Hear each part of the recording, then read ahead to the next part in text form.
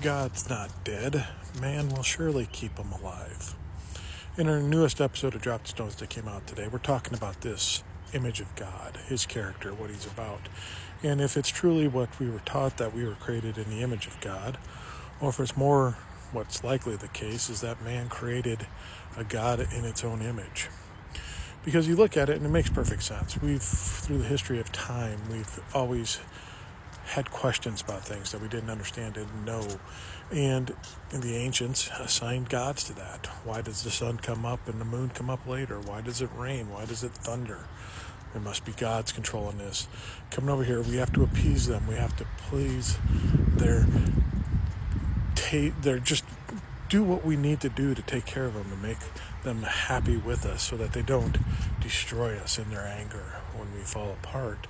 And to be honest, it really hasn't changed much over time, except for the fact that we assign it all to one deity now, because we still have a God that gets angered at us, according to some of the teachings and expositions that are put out in the world by preachers, like the tornadoes that rip through the South is because we allow gay marriage in our country, and God's angry with us and he's allowing this to happen. So we really haven't evolved much from that in the religious state of mind, but this religion has created all this stuff to keep this image of what we don't understand, and that it has to be assigned to something else because there has to be a reason for it until we find scientific proof and understand some of the stuff. But we don't want to listen to that sometimes also. We want to believe our religion that this is a God that's allowing this to happen.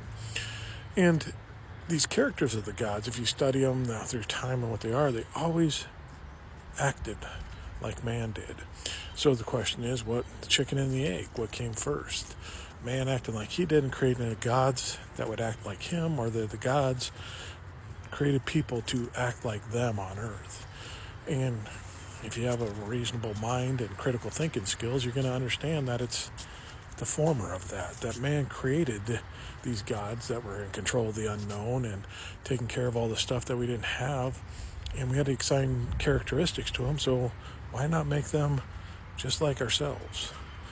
And that started a dangerous trend, because if we started creating these gods in these images of ourselves, then we can start justifying all of our behaviors and assigning our morality as being just and pure because this God allowed it. And the God that's created in our image, when we go out and say, if we get Old Testament on things and destroy whole cultures and peoples and families and children, that it was condemned. It was commanded by God that we do this because we had to prove ourselves more diligent and stronger. Sounds an awful like a man doing something out here where he's got to prove his strength and worth in the world by conquering and beating down opponents in his way. So this whole idea of God and the characteristics that we have and assigned to him, I can't help but see that it's come from the image of man that we want to project onto this deity.